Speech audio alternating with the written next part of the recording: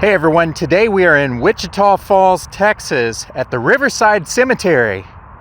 There's a little bit of the Old West history in here that I wanted to tell you about, but it's also having to do with the Civil War. Let me show you.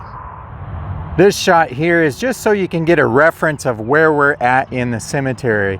It's not exactly labeled good, and if you look on Find a Grave, you won't see any information exactly where she is. But we are looking for Miss Susan Parmer, and this is her final resting place right here. Underneath Parmer, it does say at rest. Miss Susan, wife of Alan H. Parmer, daughter of R and Z James, born November 25th, 1849, and died March 3rd, 1889, aged 39 years, 4 months, and 8 days. And this is her marker right here.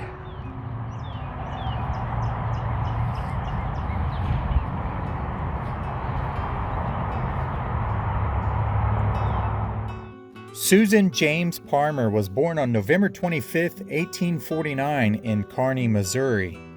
She died on March 3, 1889 in Wichita Falls, Texas. This was just one day after she gave birth to her son, and he died on March 2, 1889. Susan was the daughter of Zerelda and Reverend Robert James, but she was probably better known as the sister of Frank and Jesse James, who were infamous Old West outlaws. Susan was imprisoned at age 14 along with her mother for their refusal to cooperate with federal authorities in their quest to capture Frank James and the rebel guerrilla leader Captain William Quantrill in 1863. Her stepfather, Dr. Samuel, had been hanged 3 times in one day, but survived with permanent brain damage, and her 16-year-old brother Jesse was viciously beaten by Union soldiers. After that, her pregnant mother Zerelda was forced to sign an oath to obtain her and Susan's release. She promptly and defiantly named her newborn daughter Fanny Quantrill Samuel. It was the culminating of all these events which sent young Jesse off to join the Quantrill Raiders himself. He was hell-bent on revenge.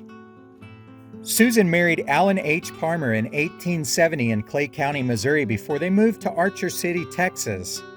Parmer had been one of the youngest members of the infamous Quantrill Regiment of the Missouri Raiders in the Civil War. He was captured along with Frank James while engaged in raids in Kentucky in early 1865 and was held at Jefferson Barrack, Missouri until the close of the war.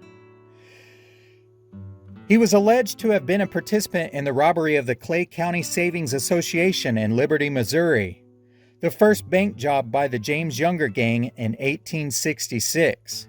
But this was never proven. Allen was always known to have kept a Confederate flag prominently displayed over the fireplace of his home. The James boys were always known to visit the Parmers in Archer City, Texas, fairly frequently during their outlaw years. If you do look on Find a Grave for her final resting place, you'll notice that there was a tree right next to it. That tree has since died, and it was located right next to it, but it is now gone, so it makes it a little more difficult to find. Next to Miss Susan is this one right here, the infant son of Alan H. and Susan Parmer, died March 2nd, 1889. Gone but not forgotten is what it says. It's a little marker right there. Next to that one is this one. Alan Jr., son of A.H. and Susan Parmer, born October 16th, 1885, and died January 21st, 1887. And it also says gone but not forgotten. And we have one other. This little one right here that had a dove on top and the wing has broken off. Robert A., son of A.H. and S.L. Parmer, drowned.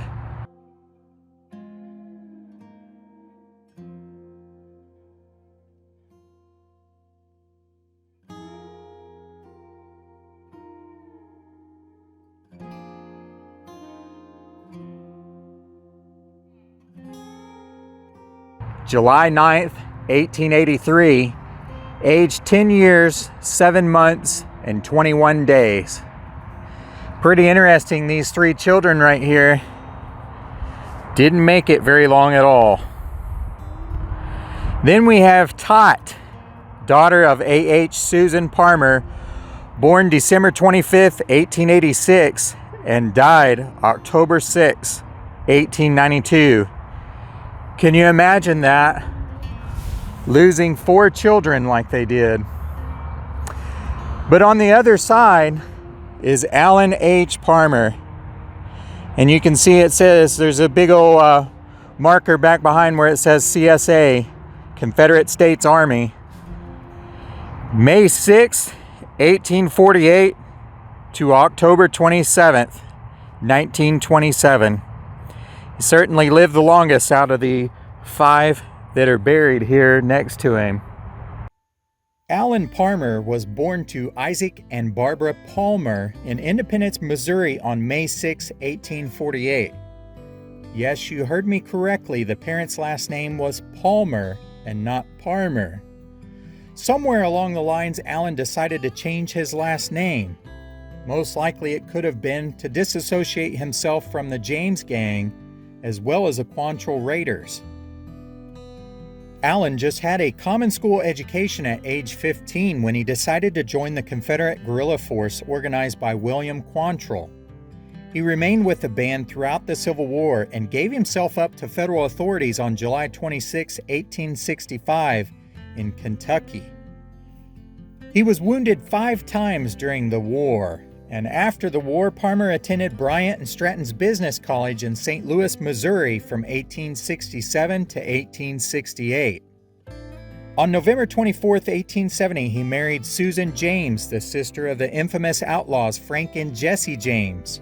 The couple left Missouri for Northeast Texas, which Parmer had become familiar with during the war, as the Quantrill Raiders would often make winter camps in the area. By 1871, Parmer had settled in Grayson County and established himself as a farmer and stock raiser. His lack of success, however, may have accounted for his almost constant movement over the next several years. In 1873, he moved his family to a farm on the Gilbert Creek in Clay County, which later became Wichita County. Federal authorities located him there and arrested him on a charge of robbing an express train in Missouri. The charge against him was apparently proven baseless, as he was released soon after his arrest and the charge was dropped. Parmer returned to his family in Clay County. In the fall of 1882, he moved to Wichita Falls. There, he was operating a farm just south of the community, and he also headed a dirt and freight operation that was used in the construction of the Fort Worth and Denver Railway through Wichita Falls. During the following year, he became the manager of the 2 business organizations, the T Fort Cattle Company and the Wichita Land and Cattle Company, the latter of which in both Wichita and Archer counties.